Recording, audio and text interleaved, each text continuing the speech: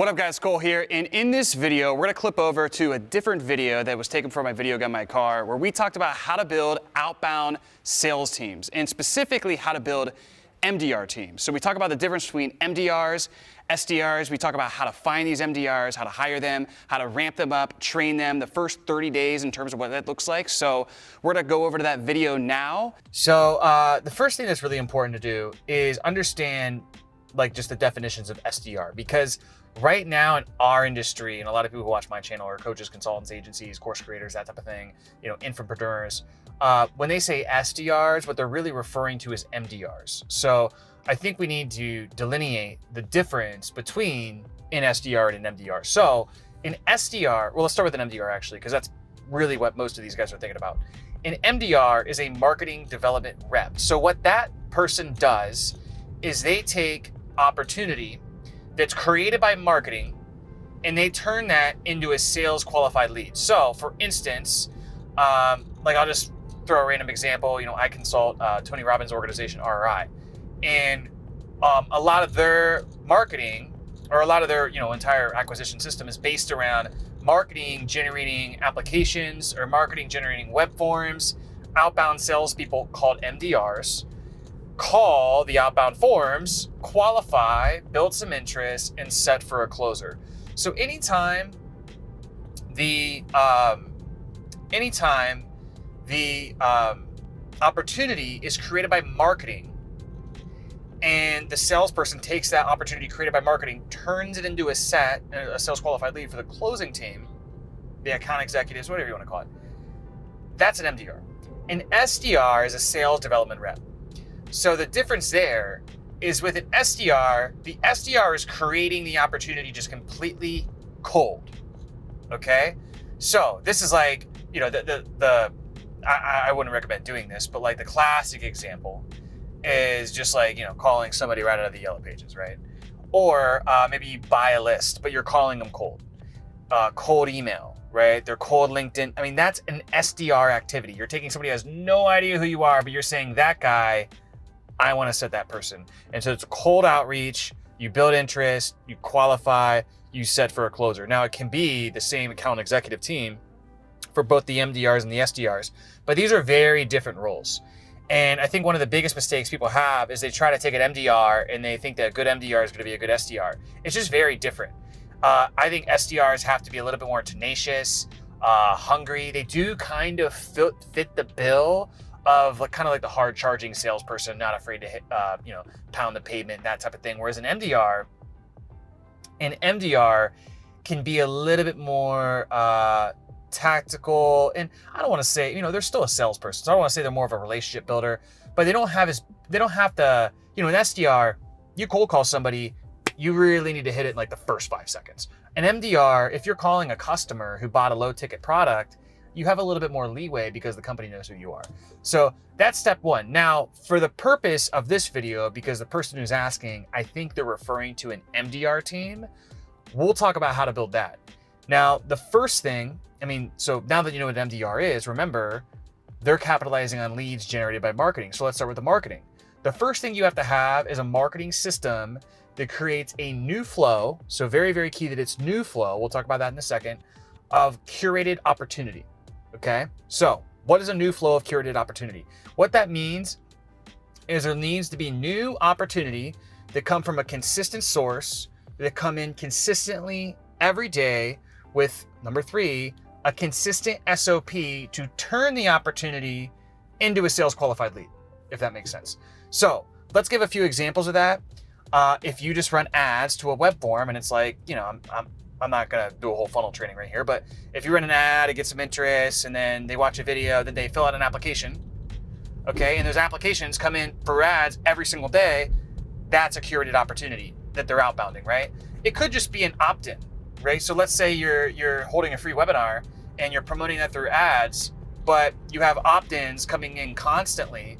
Those opt-ins are new curated opportunity.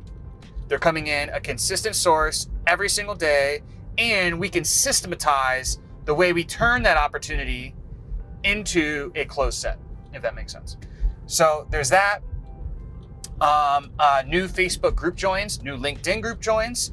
we have certain email campaigns and text campaigns that go out that incentivize replies. And those replies are curated opportunity. They come in relatively consistently on a weekly basis, same process to set them, etc. So that needs to happen. Also, let's say you sell a book funnel. So it's a $7 book, free plus shipping or whatever. Those book buyers are coming in consistently and then you're having your guys outbound them. Those are MDRs, that's an MDR activity. And that book funnel is a curated opportunity stream. So step number one is having that, okay? Most people, they want the benefits of a setter, but they don't have that marketing system, okay? And what they do is like, well, we have like 50,000 leads in the CRM and, I got a dead Facebook group. So let me just like have my setter just call these people, and yeah, that can work. But a lot of the times if you're going to do that, you're definitely it's not as effective as it could be if you're using new curated opportunity. So you have new flow and you're probably going to have to base the person, especially if the deal size is like, maybe if it'd be different if the deal size is like 30 to 50K. But if not, you're probably going to have to base the person because they're just not going to be able to get enough points on the board calling, a big CRM of dead leads. There has to be some form of curating the opportunity. Now, you could email blast or cold email campaign at a mass scale all the leads in your CRM and start to give kind of filter, so that acts as a filter down and it creates a drip of new hand raisers, and then the MDR goes after the hand raisers. So you see how that's a way we can do it, okay?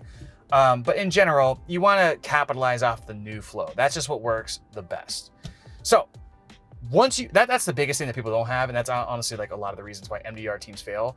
But once you have that in place, then what I would do is I would hire 2 at once. So you want to hire 2 MDRs at once, never hire 1. Now, why do you want to do that? The reason is that, especially as the entrepreneur, I'm assuming that if you're hiring an MDR, you probably weren't doing it yourself.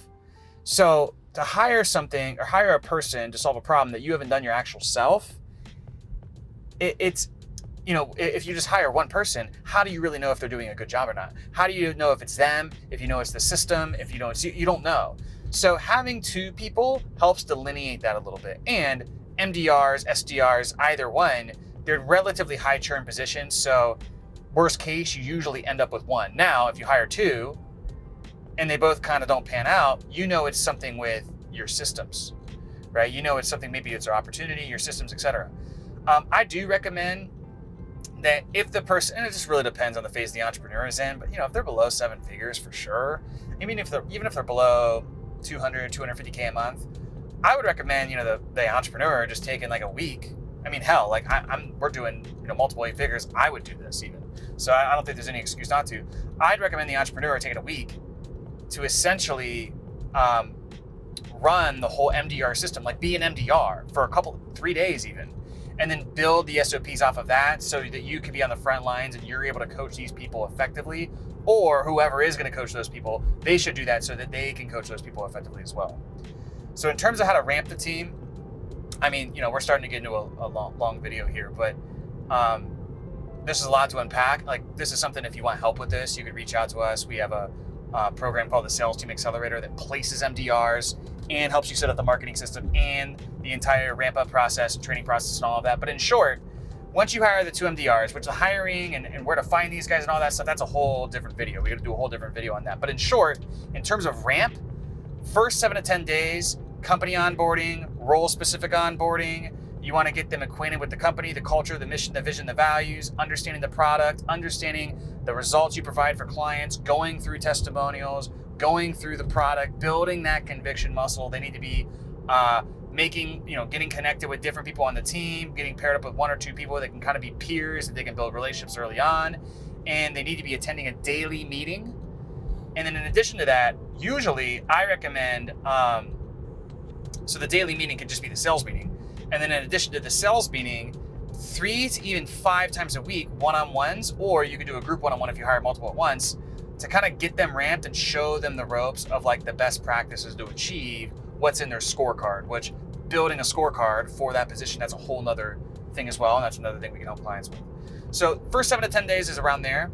Then the next 7 to 10 days, you want to let them loose.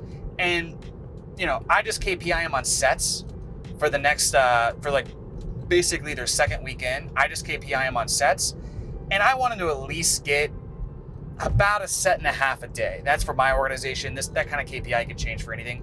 But if the first week they're like fully out there just setting, they're not, shadowing people, whatever, I want them to get at least like 10 sets minimum. Now, a lot of guys just blow that out of the water. They're going to weigh more. But if they can get 10 in the first week, they gone. The next week after that, we want to see them slowly start ramping up to where they're hitting about 3 to 5 sets a day.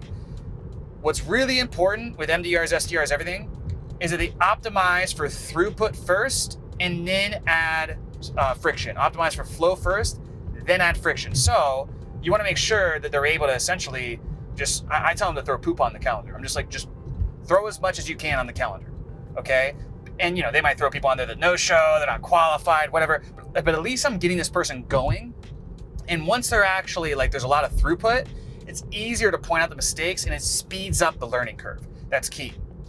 So we do that the second week, really try to maximize throughput, and then we kind of reel them back in and get them to the point where they are hitting, let's say 3 to 5 sets a day. That's kind of an average. It depends on the offer. So it could be more, it could be less, but 3 to 5 sets a day, pretty standard for our industry. And the sets are qualified, they're showing up, the salespeople are making offers to them, they're closing, etc. So that's what it looks like. Usually we get people pretty ramped within 3 to 5 weeks. But we look at it in a quantitative measurement in terms of like, how long have they been on the team and what are the results have been, in terms of sets produced and sets closed. And then we also look at qualitative, like what's their energy like? How proactive are they? Are they showing up? Are they asking questions? If they're not getting the results that they want, are they kind of pissed off? Like, is that good anger there? All of that stuff. Like there's a qualitative measurement. And if we're ever off qualitative to where we don't feel like it's a culture fit, we kind of innately know they're not going to work out, or they have, I always call it like sales trauma, to where like, it's just, they have so much nerves or, just, it's almost like just emotional trauma or whatever, to where, they just can't assertively talk to prospects on the phone. We just let them go. But usually about 3 to 5 weeks is when they start to pan out. So that's kind of the high level. In terms of like, if you're interested in learning, one, how we recruit MDRs or getting an MDR from us, and then also how we place them in organizations and how we help them basically ramp them up, and we help the entrepreneurs. We do it internally in their business. So if you're more interested in like, what is the very step by step, like do this on day 1, day 2, day 3, like the entire onboarding and ramping process, creating your sales playbook, creating the scorecards. Even if you want to get MDRs from us, go to the link in this video. I'm sure there's a link in it, and you could book a call and a demo with our team about the sales team Accelerator. That would be good. But if not, that's cool too. And we'll see you.